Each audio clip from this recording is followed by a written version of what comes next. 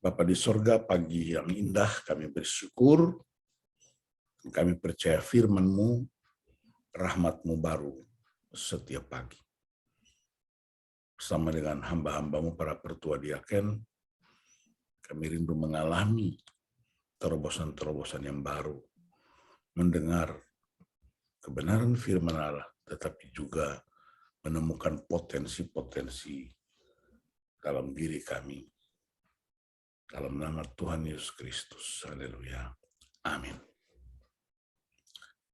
Baik, saya akan share screen singkat apa yang sedang terjadi hari-hari ini dan apa yang harus kita lakukan sebagai para pelayan.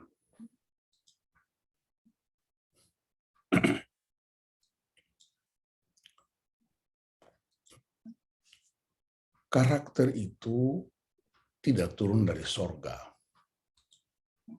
tapi karakter itu melalui sebuah pembentukan. Saya mengutip Yohanes 19 ayat 12. Sejak itu Pilatus berusaha untuk membebaskan dia. Tetapi orang-orang Yahudi berteriak, "Jikalau engkau membebaskan dia, engkau bukanlah sahabat kaisar."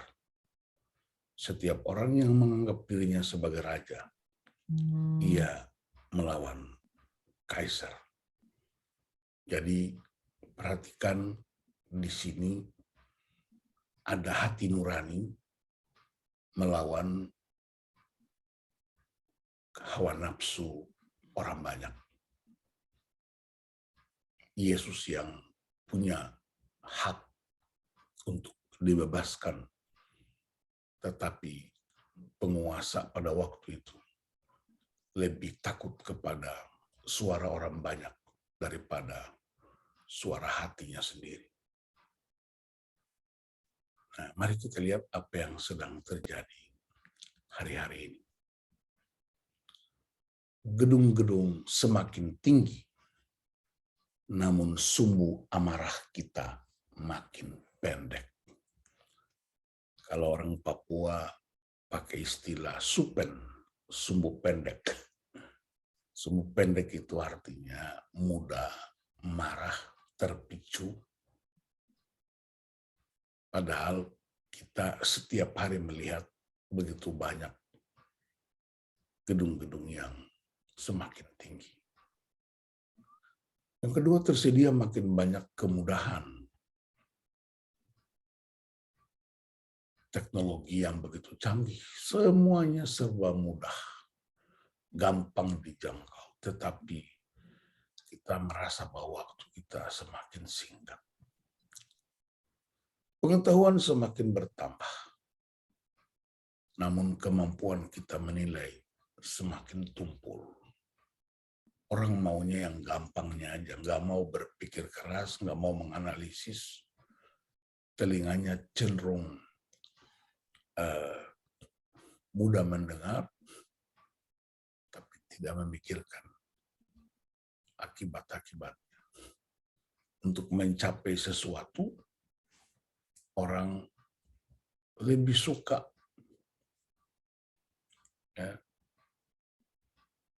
memenuhi keinginannya daripada mempertahankan value atau peraturan, nilai yang kita sepakat.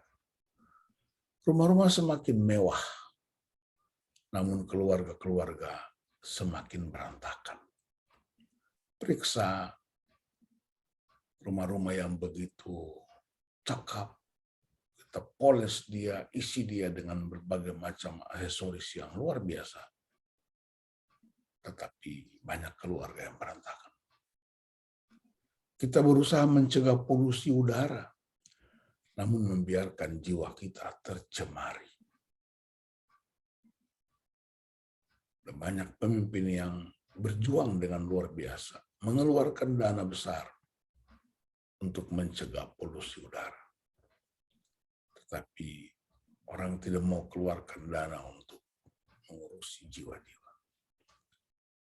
Dalam sebuah pelayanan saya ke luar kota, istri saya mengingatkan, Pak, jangan urus banyak jiwa, tetapi kita di rumah nanti sakit jiwa.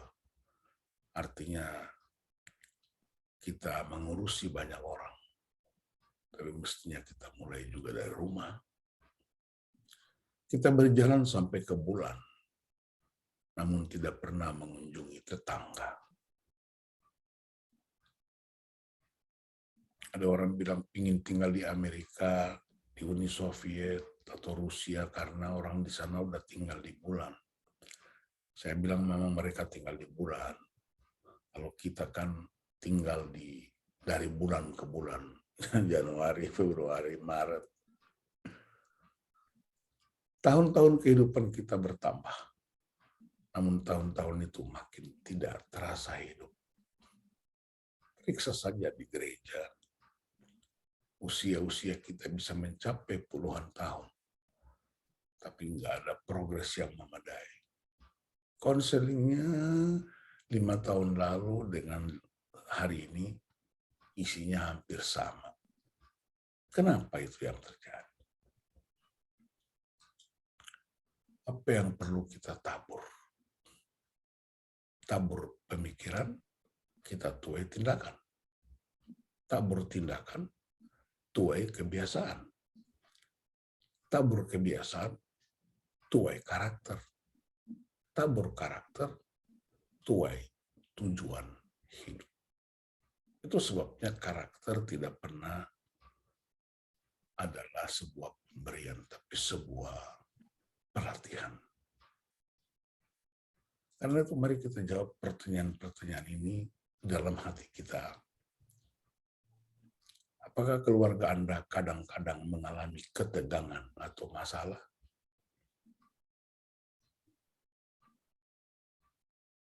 Adakah sifat atau perilaku anggota lain yang membuat Anda kesal?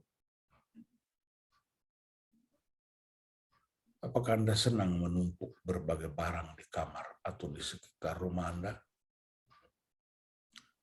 Apakah Anda pernah berandai-andai menjadi anggota keluarga lain? Apakah Anda kesulitan mempertahankan jadwal kegiatan harian? Apakah Anda sulit berkumpul keluarga walau hanya sekedar makan bersama? Ini pertanyaan-pertanyaan diagnostik untuk menguji bagaimana kita memandang, menuruti hati nurani, atau teriakan banyak orang yang belum tentu sama. Pelajaran kita temukan bahwa personality itu bagaikan puncak gunung es. Tetapi yang tertutup di dalam ini adalah karakter dan temperamen. Dan orang suka sekali tergoda dengan personality. Kita memanage keluarga, memanage pelayanan, seringkali dengan personality. Akibatnya kita menjadi kecewa karena tertipu oleh penampilan. Ketika Tuhan menyuruh Samuel untuk mengurapi salah satu anak dari Isai untuk jadi raja. Ketika anak pertama Eliab naik ke atas panggung, seorang nabi hebat Samuel pun salah menilai. Dia mau mencoba mengurapi Eliab. Tapi Tuhan berkata dari sorga, manusia melihat rupa, tapi Tuhan melihat hati. Itu kita perlu connect dengan Tuhan. Jangan tergoda dengan penampilan seseorang. Penampilannya bisa performance-nya, bisa hartanya, bisa jabatan. Tapi kita mesti temukan karakternya. Itulah sebabnya foto karakter menolong kita untuk menemukan isi dari kehidupan seseorang. Karena itu statement yang cukup terkenal. Karunia membawa kita ke atas puncak gunung.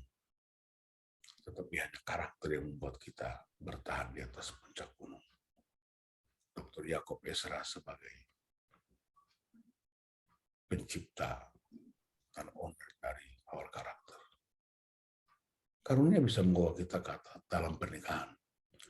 Tapi hanya karakter yang membuat kita bertahan dalam pernikahan.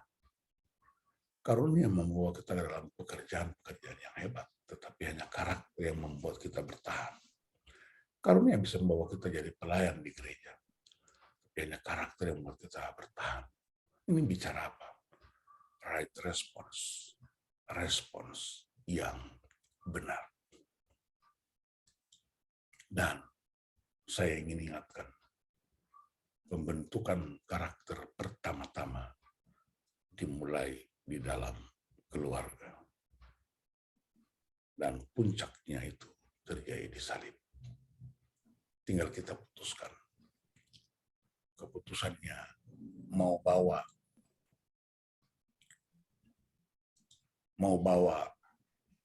keluarga ke salib itu atau mau menyalibkan keluarga kita. Di salib itu ada kemenangan, ada kasih, ada anugerah, ada pembebasan, ada pendamaian, ada jawaban yang final. Jadi kita yang putuskan. Mau bawa keluarga kita sujud di salib itu, atau kita menyalibkan mereka. Mau bawa gereja dan jemaat kita ke salib, atau kita yang membiarkan mereka tiap hari disalibkan. Inilah renungan sekaligus menjadi insight buat kita di sektor S1 ini untuk mulai menata bagaimana hidup dan melayani berdasarkan karakter Kristus. Mari kita berdoa untuk firman Tuhan. Bapak, terima kasih.